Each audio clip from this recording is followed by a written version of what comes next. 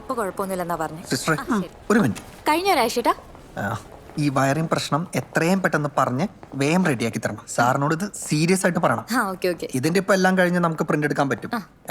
പക്ഷെ ഇനിയും കുറച്ച് പേഷ്യൻസ് വെയിറ്റിംഗ് അല്ലേ? അല്ല, ഈ കർട്ടൻ ആരാ മാറ്റിട്ടെ? സിസ്റ്റർ ആണോ? ഏയ് അതിന് ഞാനിങ്ങോട്ട് വന്നില്ലല്ലോ. ഒന്ന് നോക്കി.